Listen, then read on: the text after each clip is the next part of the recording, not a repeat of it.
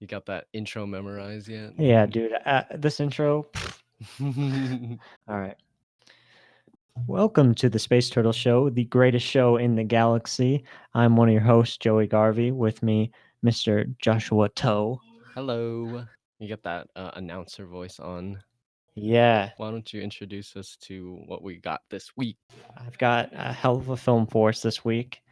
The film is Silver Linings Playbook. So it was probably around the time like Catching Fire came out, like 2013, 2014, when I first watched it because I really enjoyed Catching Fire. But when I first saw this movie, I thought it was all right, but I really grappled onto it the second time I saw it just because I was starting to feel like symptoms of anxiety and depression. And it wasn't even like it's not remotely to what the characters were in this movie. Obviously it's unequivocal to compare, but Yeah, I understand that. I don't know, it really just hit me in a really sweet way, and if La La Land didn't come out this decade, it's probably my favorite, romantic movie. Ooh, you like them little messed up little love stories? I adore messed up little love stories. But this has a happy ending. I was Yeah, surprised by that actually. that's what I liked about it was, like, I almost assumed that this ending was not gonna be very good, and then it did, and I was like, "Oh, this is sweet." At first, I was like, "No, this is gonna have a bad ending," but I think I picked up on some of the hints by, like, the mid or 75% way through, but I had that thought in the back of my mind that's like, maybe Pat's just gonna fuck this up some way," like, I Yeah. wouldn't be surprised. I was, like, waiting, and then he whispered in her ear, and I was like, "Okay, yeah, never mind. They're good." Yeah. But my initial thoughts, it was like a roller coaster of a ride for me watching Oh, this. wow. Yeah, just because at first it was hard for me to hop on the train of these characters just because they're so almost like spontaneous or like sporadic. But I know like he has like bipolar disorder, so that makes sense. But I don't know. I just never interacted with people that were like that. Also, they kept some information that they revealed later on that rounded out her character a lot more, and so at that point, I was like, "Okay, yeah, I can really hop onto her character, and experience the movie in a more, like, personal way." Uh-huh. But at first, I was like, "Yeah, these people are so different from me," and then once they started revealing Tiffany's character a lot more, I surprisingly hopped on, to Jennifer Lawrence's character, pretty fully by the end of the film. Yeah, you told me over text that you weren't a big fan of Jennifer Lawrence performances. So how did you feel about this one? It's not that I don't like her performances, it's I do enjoy them, No, I'm putting you on blast. but they're just not my favorite thing generally. Uh-huh. Like, either they get overshadowed by other actors in those films, or they just kind of sometimes become a Jennifer Lawrence character, like, no matter who she plays. So it's kind of hard for me to She's pull her got too acting. much star power. Yeah, like, pull her acting out from who she just is, you know? Uh-huh. Almost like she plays the same character in all her movies, but no, she's good generally. Um, I don't know, with people like Ryan Gosling, I never see Ryan Gosling, but it just might be a bias. So, Uh-huh. um but with Ryan Gosling, I literally never see him. I always just see the character. With Jennifer Lawrence, even though her acting is pretty good, I always just see Jennifer Lawrence, and so it always she's not my favorite actor. Is that's Long that's story just short. yeah, long story short. But I did really like her portrayal in this movie, especially like the second half, like I said. In the beginning, she's like really spontaneous and like she chases him down when he goes and runs and stuff like that, and I was like, "What the heck? Who does this?" Kind of like you're feeling with Amelie almost sometimes, Oh, yeah. that I couldn't see myself doing that kinda stuff. Uh-huh. but yeah, later on, you hear that the mother had been calling Tiffany and telling her when, Pat went on his runs, and so I was like, "Yeah, like, she's not that weird. I can identify with her actions and with her needs," and honestly, just love the chemistry between Pat and Tiffany or Bradley Cooper and Jennifer Lawrence. I think that was, like, Yeah. my favorite part, and I was surprisingly really entertained by the comedy aspect of this film. Oh, for sure. It is Especially so funny. I Robert De know, Niro is so funny in this I movie. know, and especially, John Ortiz, who plays Ronnie, his, friend that's Oh, yeah. yeah, he's like, Has "So marriage here's an trouble. iPod," yeah, he, like, gives him the iPod, and he's yeah, sometimes when I just get super angry, I'm like, "Metallica," and he just, like, go I'm like, "Jesus," what like, it's almost he's, like, almost a caricature of a character, and it was just so funny every single time he would say something. He was hilarious because he was an example of someone who I think also had some mental health problems, but he just wasn't, um, in a mental hospital like, Bradley Cooper's character was. Like, Yeah. he was, like, a little bit off as well, which I thought was funny. They just played him off for humor, though, for the most part. I honestly think almost every single character has some issue, but Oh, yeah, for sure. That's one of my favorite parts is, like, Bradley Cooper's not the only one in the loony bin here. Like, other than, like, maybe the therapist, I don't know if Yeah, there's a single person that doesn't have, some sort of mental disorder in this movie. yeah, that's pretty much like, the therapist, maybe the mom, it was hard for me to see something from the mom, but pretty much Yeah. everyone else was like, "Ooh, everyone's crazy." And it's kinda like real life, some people get the help or the diagnosis and stuff like that, and other people, they kinda just go through life and they're always like, "Hmm, I guess this is how everyone else feels all the time." Like how Bradley Yeah. Cooper talks about, him getting diagnosed with bipolar, like, 8 months ago from the film start or from Uh-huh. the events of the film, and so he's just been living his whole life being like, "Oh, I guess people don't like, normal people don't get, like, giant mood swings and have anger issues, I guess, or something like that, you know?" Uh-huh. That's Yeah. wild to me. Yeah, no, that's the kinda philosophical question. But yeah, by the end, thoughts and feelings initially, I really love Jennifer Lawrence's character. And Really? that carried the whole film for me. Honestly, like, I like Bradley Cooper and his performance as Pat as well, but his character was a little bit underdeveloped in some aspects, in my opinion, but I've only seen it once. So Oh, surprisingly, damn. So Jennifer Lawrence is the one you felt. yeah, her performance was great, but also the writing of her character was just more relatable, in my opinion. That's why, pretty much. That's funny because I think this is Bradley Cooper's best performance that he's ever done. Oh yeah, Um, yeah. It and acting wise, yeah. he's actually my favorite character in the movie. Mm. I kind of related more to him if I'm being honest, just because like when I would see some of the way that he like ticks and thinks, like it's almost like what I'm feeling inside my head sometimes, and I really relate to his like entirely anxious personality. Like he's always like actively like trying to shield himself and he can't really stop what he's saying. But like that's like what I am, but like inside my brain. Just pure chaos. And I thought Jennifer Lawrence was really good too. Like I said, this is one of my favorite romance movies ever. I think that's my favorite part of the movie is the performances from Bradley Cooper and Jennifer Lawrence. I mean, I don't know if it's a surprise to say that this movie got nominated in all four actor categories at the Oscars for Bradley Cooper, Jennifer Lawrence, Robert De Niro, and I forgot the name of the mom.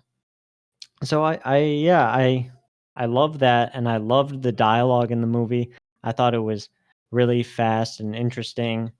I don't know, it almost had, like, a kind of poetry that the way that they talked, like, Mhm. there was a rhythm going on in my head that just was pleasing to me, I think. It's kinda like the way, you read, like, a great author's dialogue or just screenwriter's dialogue like Aaron Sorkin or Quentin Tarantino, you just kinda fall in love with the way that the characters say things, and Yeah. I happen to fall in love with the way that David O. Russell wrote the movie. He's basically the only director that Robert De Niro gives a shit about anymore. Really? Straight up, like, he Robert De Niro. Scorsese. Oh, Yeah. yeah, he has been doing well, he is gonna be doing The Irishman, but mostly this decade, I was every other Robert De Niro performance, I feel like he's kind of phoning it in a little bit. Um, but in these movies, he just reminds you why he's one of the greatest actors of all time. Um, Yes. That he's so funny too. He's such a good, like, kind of asshole dad, but lovable asshole, like. honestly, the 4 characters that or the 4 actors that got nominated for Oscars are totally deserved. I loved the whole family just together, and Uh-huh. then with Tiffany, of course, in the end, as she I guess we're assuming joins the family. Except for the brother, I guess his acting was good too, but he came in, like, in the middle, so I'm just talking about the mom, the dad, Bradley, and Tiffany. They were so good, especially Robert De Niro during that scene where he talks about not spending enough time with Bradley. Oh. I was a little hurt there, you know? He was Just a tearing up, little I was bit. tearing up, you know? We're all we're all in this together. We're all tearing up here.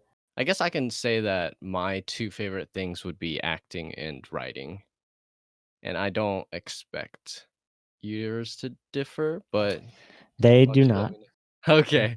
They definitely don't.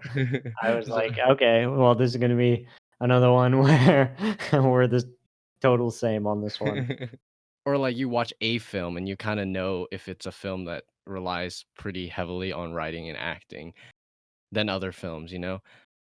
Like Good Mhm. Will Hunting and that kind of similar stuff. There were some editing highlights sometimes, like, when the police officer first comes, it kinda, like, shakes a little bit and but there are generally straightforward kind of cinematography type stuff, which is good because you can focus fully on the acting. Yeah, I think the way you can tell if it's an acting and writing movie is if the, actors have a really long monologue. Like, I think this movie has a bunch of monologues as well, or at least really long bouts of dialogue. um, between two people, and sometimes they just add a third person. Mhm. If, for example, he punches his dad or mom in the face, or anything like that. Um, in the ending, which I think is one of my favorite climaxes ever, making it a parlay. It's just I could get the sense of what Philadelphia was to these guys, and like the football town mentality is something that is a really, like, fun thing to experience, and to see it in this movie was really nice, and, like, for them to all, come together like that for the parlay bet, and when they got a 5 at the dance and just everyone went batshit crazy, it was, one of my favorite moments. We're talking about that climax scene, I was riveted, holy crap. I don't know why, but for some reason, in the back of my mind, I was still like, "Are they gonna win this?" Like, I know Yeah.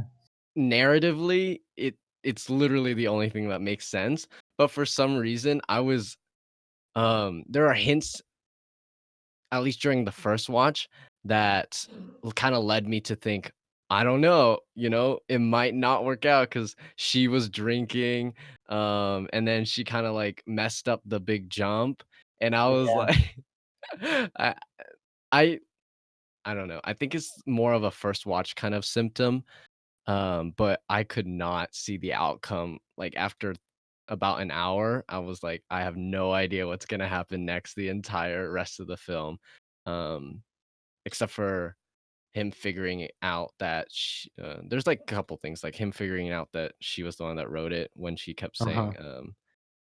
"Look at the signs," or the signs Yeah, say something like that. Yeah, she said that so many look times at the signs. in the 5 minutes before he figured it out that I was like, "Okay, well, he's definitely gonna figure it out." Um Yeah, I'm glad they kinda made it obvious though, like, it's something that he could have picked up on. Mhm. Because Yeah, I that don't is know if true. I would notice, like, if she said it once, you know, if I were just, like, Yeah. not trying to find out how they get together. Like, if I were in the movie, I guess. I'm Um, I'm yeah. like a very distrusting person, so as when she when she first gave him the letter, I was like, "Nah, there's no way she wrote it." Like, from then. They dealt with her, like, lying to him in a really good way, I thought, because I would have been pretty annoyed if, like, he figured out, like, she wrote the letter and then he were, like, mad at her or anything like that. I'm glad he figured out, and the first thing he thought was, "Oh, she thought of me," because I think it would have just added, like, 10 minutes to the movie or something like that, Mhm. and a lot of movies do it, and I'm glad that this one refrained from that. Once he came around on that aspect, I was, like, all for his character, because that's the thing with, I guess the thing with his character that I found the most hard to relate with was that obsession almost with his wife. I mean, it is his wife, and Uh-huh. it's not weird to be like, "Hey, I wanna save my marriage." Like, that's not weird at all. It was just more like she cheated on him, and yet he still is, like, obsessed with her. I guess I'm, like, not at that point where I, would be able to relate to that. I would just honestly, if you cheated, I would be like, "Yo, I don't care who you are, goodbye." Like, what? Yeah, I thought it was strange. I liked it though because it kind of harkened his insecurities and he just put them on his wife. Like, he felt wanted to do these things for her because he felt like if he was a better person, then she would take him. And he, like, about him feeling like she cheated on me because I wasn't good enough or Oh, something like that. And so he had like an inferiority complex. And that's why I thought he always like was just oh. obsessively trying to get better. Um, Yeah, I guess that makes sense.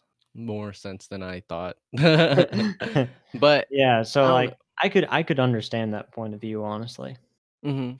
Yeah, I was never, like, hating his character for that. It was just more of something that I wouldn't, Well, it's do fucking as weird. much.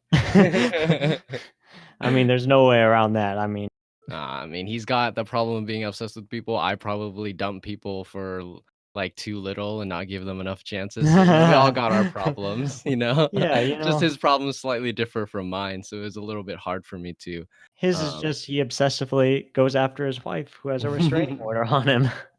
what do you think about the choice to not show what he looked like before?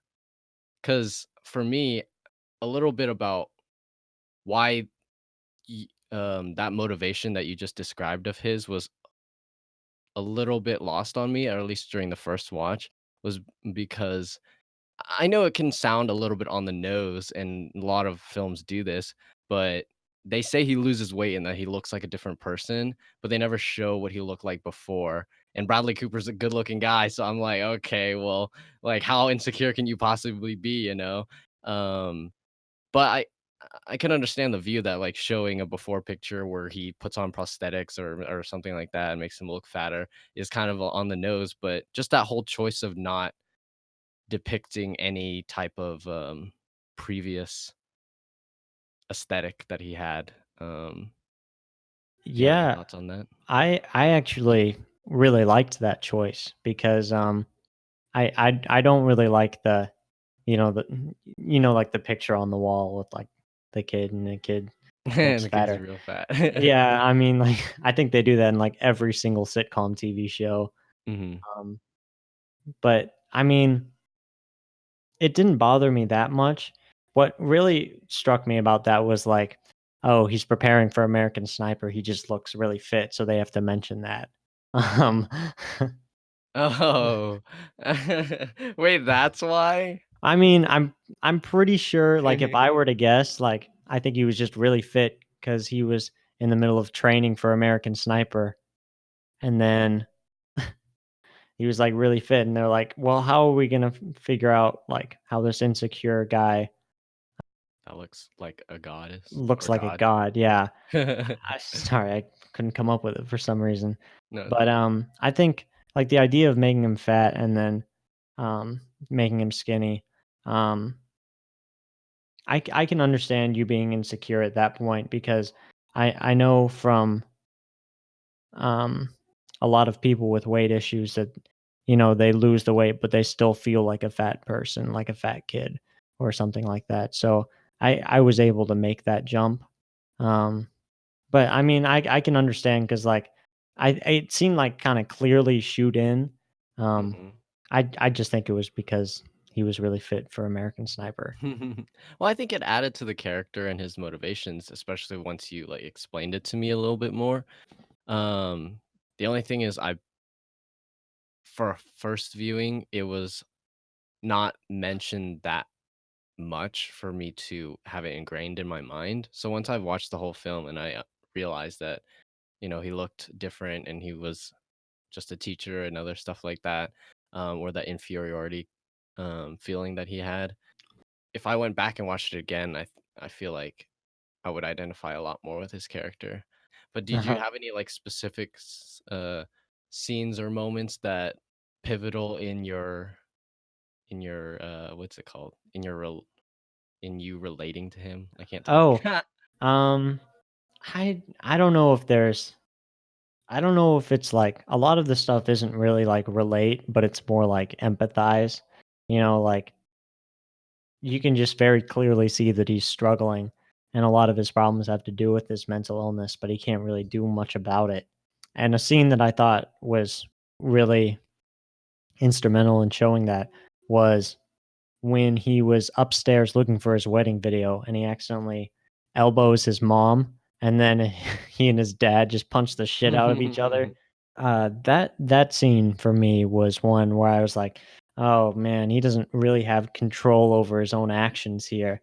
Like this just I feel a lot of empathy for this character. Yeah, I think that's where I started to learn and appreciate the film a lot more. In the beginning, I was like, "Okay, these people are so different," but by the end, I was very interested in how different these characters are from me and how they go through life and what they think and what goes through their minds and stuff like that. And like I said, I never really had close relationship with anyone with those kinds of symptoms of mental illness and stuff like that. So it was like, at first, it was hard for me to swallow and hard for me to, be like, "I would have done differently," and, stuff like that. Uh-huh. But, as I got more comfortable with the characters and their performance and their motivations and stuff like that, I was really surprised by how how inexperienced I was with people who are like that, Uh-huh. and how much I learned from the film about, um, people like that, you know? Now that you mention it, that you've never like met anyone like that. Um I forgot that like I have met a couple people in that similar situation. Like one of my cousins right now is suffering from schizophrenia actually. And Mhm. so there's a lot of these behaviors that I see in Silver Linings Playbook that I see from her. And I think for me it really brings the film together because it's easy for me to tell like what the mental illness is doing and then what they're actually thinking. So it's really nice to see that kind of distinction being made. And another thing I liked a lot was um how they displayed the parents as people who were clearly loving but very clearly didn't understand the mental illness that their son had. Um which I thought was a really good dissection into what most families are probably going through when they have someone with a mental disorder like mood swings or schizophrenia or like bipolar. So I could empathize with that a lot. Yeah, the parents were almost like me and that I cared for the characters because, they were written well and they were performed well, but I also had a hard time understanding what the characters were going through. And so the parents' performance really hit home for me, Mhm. especially the mom. Her like character reminds me of my mom, and man, she um, always looked like she was about to her cry. And her name I, I just looked it up. Her name is Jackie Weaver. yes, Um, she was so good. yeah. She always looked like she was about to cry, so it made me I'm like, "Oh, I'm about to cry all the time too." Literally every time she's, like, smiling or, like, her smile is pretty, endearing. Her Yeah. that sounds kinda weird. No, Yeah, endearing. she's got a really motherly, Mhm. I can see my mom in her too, and it's really cute, honestly. She plays a cute mom. Do you have any standout scenes from like, the dialogue between characters? Dialogue between the characters. There was the scene with Bradley Cooper and Jennifer Lawrence in the diner that I really Mm. enjoyed, and then how it moved on to the front of the theater when she just yells, "He's harassing me, he's harassing me." Um, yeah, I that scene for me, um, does a lot for the characters because it's just showing how, like, both of them have, like, these certain, like, tendencies and, to see them, like, balance out with each other and for them to, like, empathize with each other, but not let each other know it, and to see, like, how they start to fall in love and, like Especially when the crowd started, um, crowding around and the song started playing and he was, like, on the verge of a breakdown, and she stopped what she was doing and, turned around and comforted him and told the police officer that it wasn't his fault and stuff like that.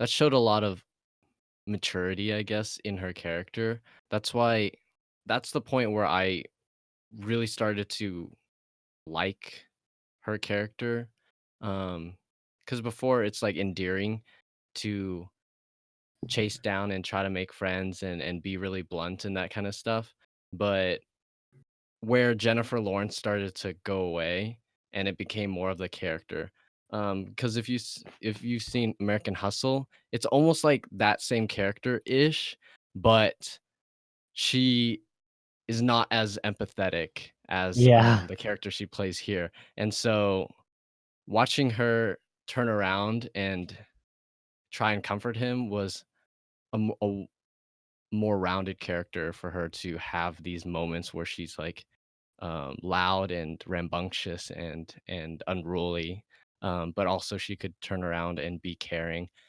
She just wanted to make a friend at the very beginning, and so I kinda related to that. Yeah, definitely like her character a lot more than American Hustle. She, I think in a lot of ways, saved him a lot more than he saved her, you know? Because he really didn't he was really in a rut and it was his dance lessons with her and she was the one that kept like reaching out to him and going after him and Bradley Cooper just didn't want it and I think it was her resilience that really saved his character at the end of the movie. Um, and I think it was a very just thing to do for her to be the one to offer up offer up that bet at the climax of the movie, just because she had been so resilient in really her love of him because she was always like there and she was always going after him. So for her to have enough confidence in them to say, "Hey, we can do this. Let's take the bet." I think that was the right call from a narrative point of view. Yeah, it was almost like a dance, which is funny because but in the beginning, she was, like, pursuing him and, like, pulling him out of the rut and snapping him awake and stuff like that. And then as soon as he figured out that she wrote the letter and he started to realize, "Okay, this person cares for me," and, what's his wife doesn't, she begins to have the insecurities now. And so it was like a trade-off. So it never felt like one of them was too like, too much putting in the effort and not getting results back, and we're still doing that because that's sometimes an issue that I have with other romance movies is that one person is always, like, kinda like Bradley Cooper, looking at another goal, and not noticing what's around them or what's close to them, and then the Mhm. whole film is just this other person trying to, um, get, the person to notice them, and then at the end, it's like, "Oh, yeah, okay." I'm like, "Okay, this is too long of this." That sounds like every coming of age movie ever. But yeah, so there was a trade-off, a little, almost a little waltz in their relationship, so I thought that was one of the choices that really stood out to me and elevated the film. Yeah, I think for me, that they were so vulnerable in their roles, you know? They both found each other at probably the lowest points in each of their lives. I think it would be safe to say.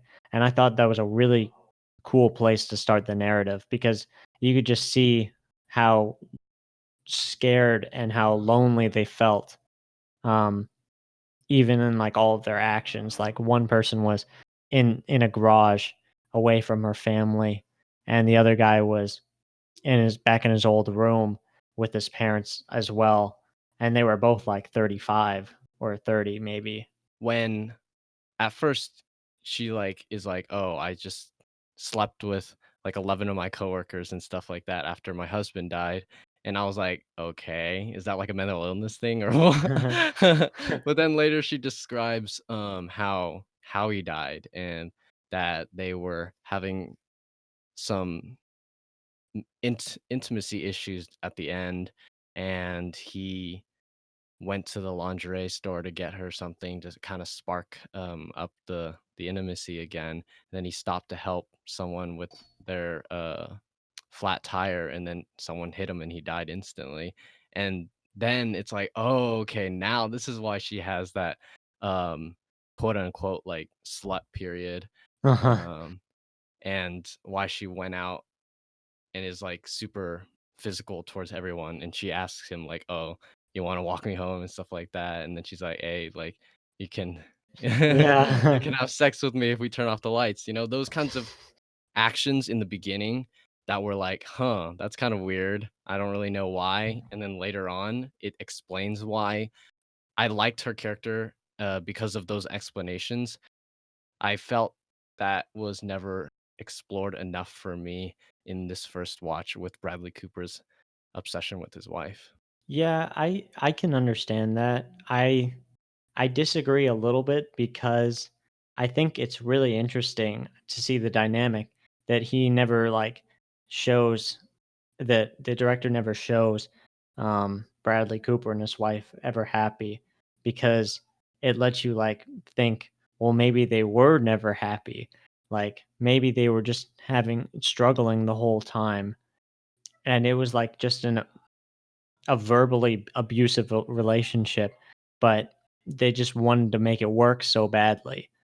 I don't know, the idea that he was obsessed with someone almost like more because she made him feel like he was special, but then like he was always chasing that or something. And it just like I go down a rabbit hole because they didn't show me what happened that I kind of like more in my opinion.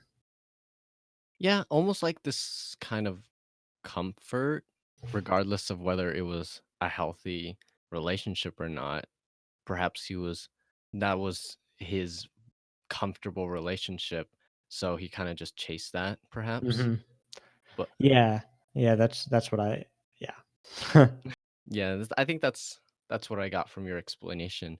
Even though it might not have been a completely healthy, or stable relationship, like the dad says or the father says, in the end, he's like, "I'm not really sure if she has ever loved you, but she definitely doesn't love you now, so you better not fuck this up and go after Tiffany." So, yeah, Yeah. I can understand that, but in terms of an empathy type, it's a little bit harder for me, Yeah, I can understand that. but his kind of almost insensitivity in the beginning was also another thing that I was like, "What?" on, you know? Um, Oh, yeah. I could he's understand asking that. for her, yeah, for her help, and then he just starts, asking her about her sleeping with all of her, coworkers, and then she's like, "Oh, I'm not gonna ask any more questions." It's endearing that he's so oblivious, or maybe even not oblivious, yeah, I don't know.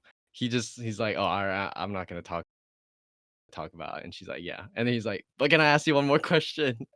Yeah, that's It's actually funny. one of my more favorite parts about his character, and I think was a little nuance in why um, they ended up working together. Was I think Jennifer Lawrence was so used to people like white lying to her and like pretending everything's okay that when Bradley Cooper comes up and goes like, "So how'd your husband die?" or something like that, she's like, "Oh wow, you don't give a shit," Mhm. and like that's kind of relieving to her, I think. Yeah, I think I noticed that too. Like that scene where the friend, I think Ronnie again, was Uh-huh. like, "Hey, Tiffany's, husband died, but don't say anything about it." And he's like, "How'd he die?" And then she walks in, her entrance right there was like, "Ooh," she walks in, "Who died?" And I Yeah. was like, "Alright, this is pretty good." The almost command, of your attention that Jennifer Lawrence is perfect at drawing, was executed and added to the film a lot, especially in that first scene where she walks in. Yeah, I think I like Jennifer Lawrence's, charisma. I think she has a lot of really good on-screen charisma. I think that's one of the best things about her as an actress, actually, is that when she talks, it's pretty hard not to listen, Mhm. um, even when she's, like, playing, like, someone in American Hustle where she's just complaining all the time. Mhm. Oh, yeah. There was, another really funny part of the movie that I forgot to mention was when he shows up to the Philadelphia Eagles game and his therapist is there. I still remember that. That was, like, the funniest shit I ever saw. "No, today, I am not your therapist. Today, I'm your brother in green," or something, and I was like, "Oh my god, that's so funny." Yeah, almost these side characters add so much. Like, I'm not gonna say all the side characters are real well-rounded and stuff like that, but when you meet the therapist, you're like, "Oh, I don't know." My first impression with therapist was like someone who didn't really care that much, kind of like the therapist that's like, "Oh, well, you have to come.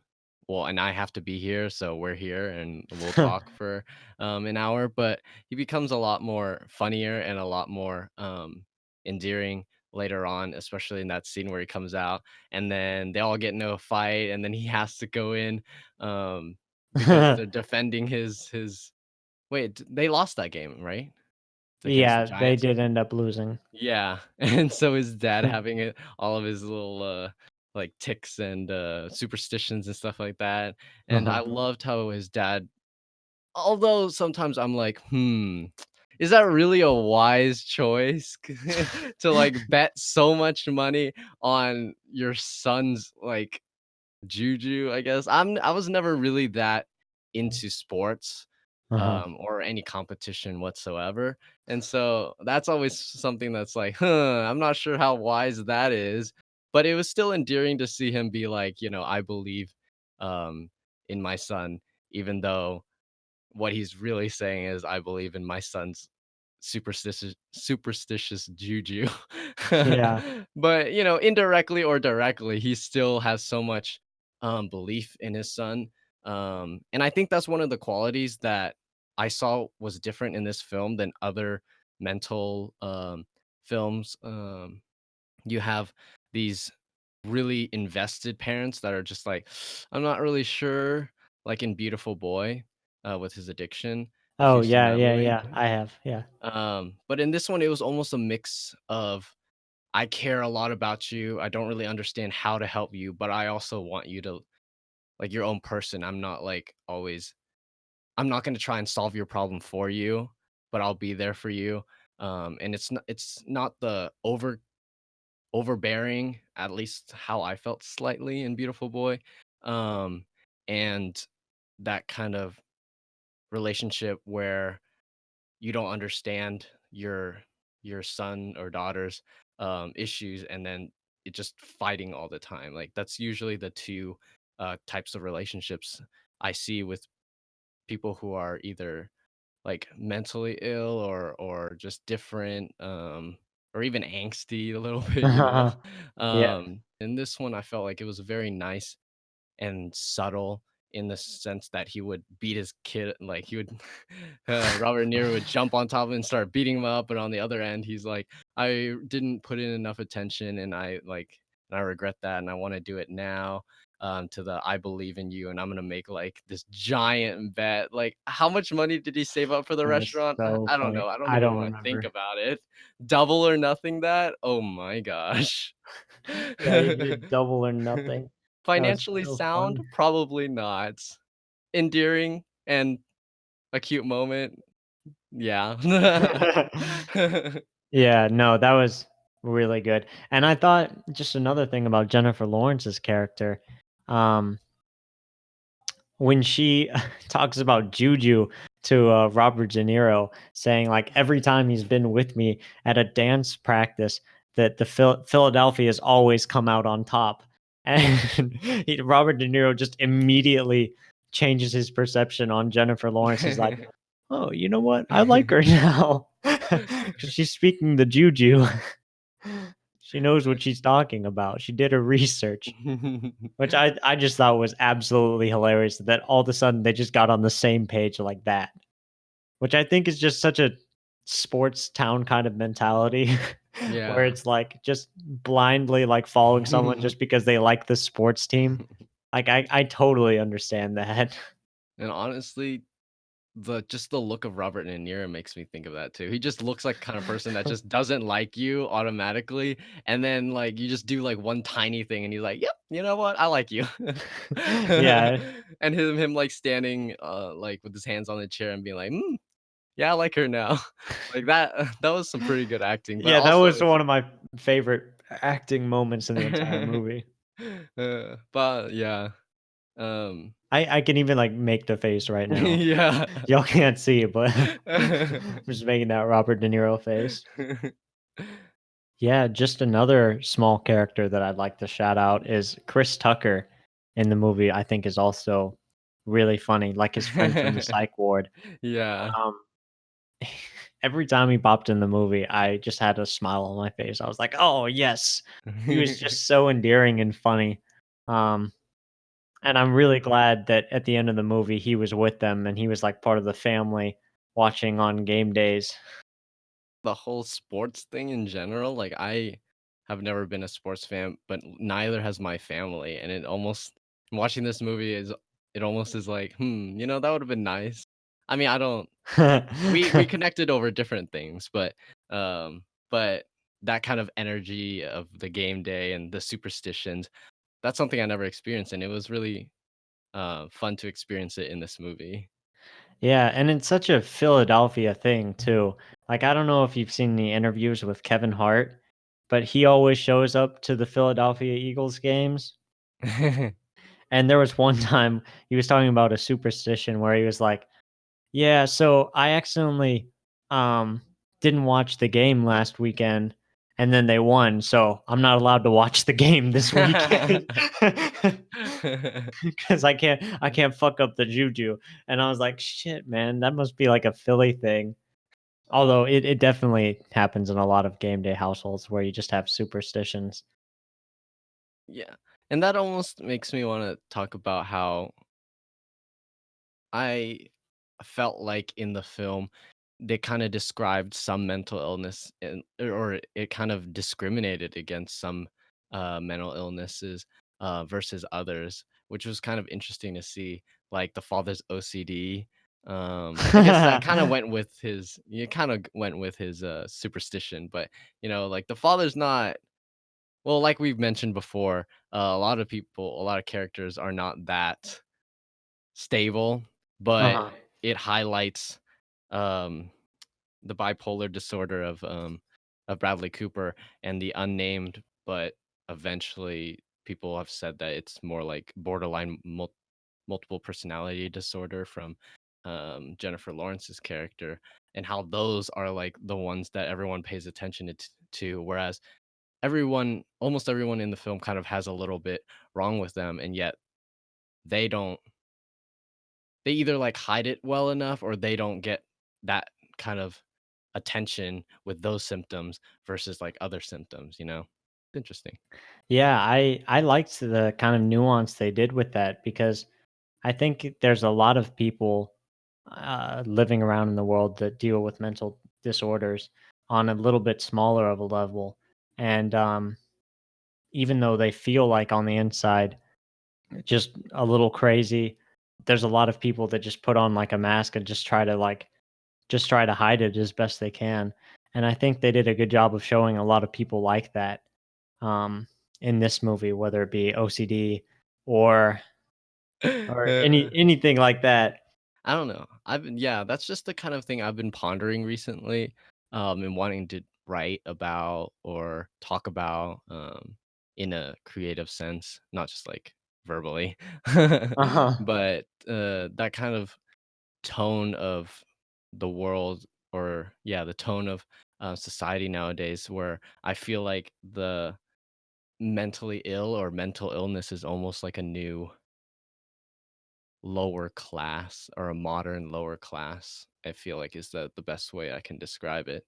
It's like everyone kind of looks down on, but everyone kind of struggles with some kind of issue, um and then it being diagnosed, it just puts them in such, like, a lower opinion, or maybe even not opinion, but, like, no, now they have to be, um, treated differently and stuff like that? Yeah, yeah, I think that's kind of a point that they're trying to make is that when everyone around them treats them a little different, then they kind of go a little bit farther off the rails than if they just treated them like a normal person, you know. Mhm, mhm. Yeah, I think that's the point I was trying to make with the parenting, of his parents. I think they kinda just treated him as their son, and I think that's what helped him eventually get through it with the push from Tiffany's character. Yeah, they still weren't afraid to give him shit whenever he did anything, which I Yeah, thought was a really funny part of the movie.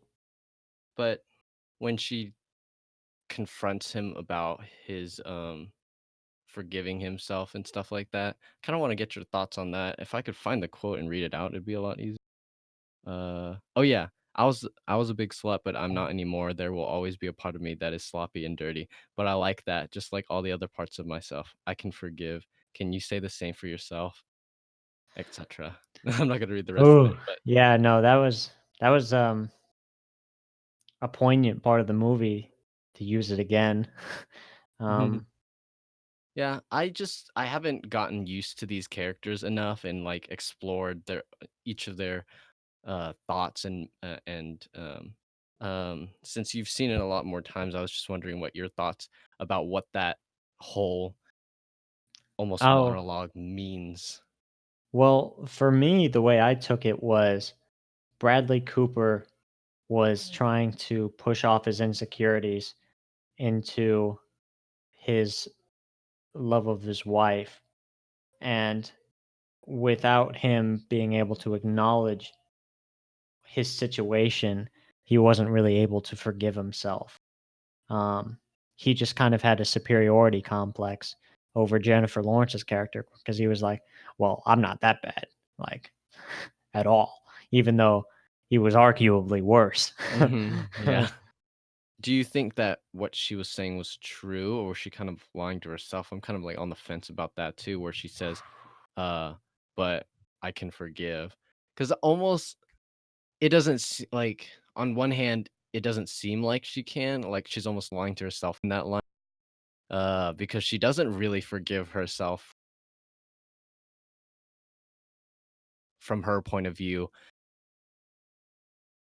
lack of intimacy that, led her husband to go that night, which led him to die, and she doesn't really accept or forgive herself in that sense. Or do you think she has forgiven herself by that point in the movie? Because you know Yeah, I think that's the kind of the question I was thinking about too. Um, I believe like she's done a lot of forgiving, but for me, the way I approach some of those like long-term things is those long-term problems you have with yourself is it's not really something that you just fight and then it just goes away instantly, you know? It's something that like has highs and lows, whether it be like your insecurity about something. For Jennifer Lawrence's case, a sense of intimacy. You can forgive yourself for those things and you can improve upon the problems. But I think part of it is knowing that the anxiety is there and just keeping it with you on your shoulder and not being too bothered by it. So I think she had done a better job at kind of lowering her pain by the time she meets Bradley Cooper, but it by no means was gone. that's almost a thing that I've been thinking about recently as well, and that I hate about the world and everything. And like, she can forgive herself in that moment, let's say, like, that she forgave herself prior to her saying that line. She can improve, like, let's say, like, 80, 90, even 99%, but it's never fully, at least from my point of view and from my experience, it's never fully 100% fixed. You can't just sit and think about your problems and have them fixed. You have to kind of find that thing, or experience that experience.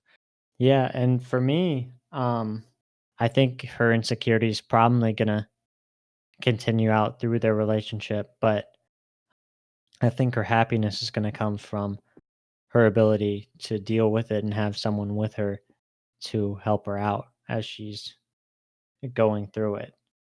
I think it's really cool when movies address problems in that way to where it's hard for them to like fully be gone, but people can accept those problems as opposed to like finding like the magical solution that's just going to like fix it, you know? Like her being with Bradley Cooper, I don't think for me is about her forgiving herself. It's about her finding someone very similar that can help her out through her trauma and her continually trying to fix herself. So, do you have anything else that you like to mention that you didn't really like about the film? Like I said, I really, really liked the film. Um, but I can only speak so far as it's only been my first time watching it. Uh-huh. So the first half was a little bit hard for me to hop on because I didn't understand some of the characters that motivations that were later um, rounded out or added to. Uh-huh. Um, but I think mostly like your opinions about Amelie, it's more of an intrinsic. I can't see myself doing some of the things that Bradley does. And that's kind of the only real issue I had with the film. Not like Uh-huh. it's not even really an issue. I didn't um fall in love with his character, because I didn't understand it as well. So, or from my point of view, so it was Yeah. less, what is it called? Emotional impact. But it was still pretty high emotional impact by the end. The climax, I was like, my heart was racing when they're announcing it because, again, for some reason, I was like, maybe the plot's going to call for them not to win. And Uh-huh. for some reason, and then his line to her reading the letter, oh, the letter was so nice and short and to the point. Yeah. But yeah. Um, yeah, I think that's one of the beautiful things about the subjectivity of film, honestly, is since we're different people, movies that we can basically agree on for every single story point and like technical aspect just hit us differently just because of our experiences and because we're different people. So like you would like tend to relate more with Amelie and I would relate more to this movie. I think that's one of the most fun things about discussing it, honestly, Mhm. is um is that there. It's almost not even discussing the movie, it's, like, discussing or talking about each other. Like our own philosophies and like Yeah. how we think. I think that's another cool thing about film is it gives you a chance to like see how other people think. Whether you're discussing it or you're seeing it on screen. Um, Pat says the world will break your heart 10 ways to Sunday. That's guaranteed. I can't begin to explain that, or the craziness inside myself and everyone else. But guess what? Sunday's my favorite day again. I think of what everyone did for me, and I feel like a very lucky guy. so if you liked what you saw here, you can subscribe to our channel, the Space Turtle Podcast channel. Give us a like. We would really appreciate it. It'd be really cool if you gave us a like. Please, someone out there. We need you. No, but I don't Give know. us some comments down if you disagree with any of us, because I'm interested to hear some other people's opinions as well, you know? Oh yeah, it would be really cool if you disagreed and wanted to mention something about the podcast. We'd totally get back to you. You're definitely gonna get an answer because there's no other comments. We are not too busy to answer comments at Yeah. this moment. Yeah. We're just rolling in comments. We can't get to them all. Okay. So just a quick thing to plug. We're going to be doing The Dark Knight next week. Um, the rotation has gone back around. We get to pick a movie that we both will just fangirl over for about I could probably talk upwards of 4 hours about that movie. Probably won't do that though. Um, but I assume both of us have the whole thing memorized at this point. Yes. So it should be really exciting, should be really fun. Um, if you like what you heard here, I also have an Instagram called Joey Film Spotlight. Just a quick plug for that too, where I spotlight a smaller or independent or classic movie every Monday and Friday. So if you want to check that out, it's at Joey's Film Spotlight.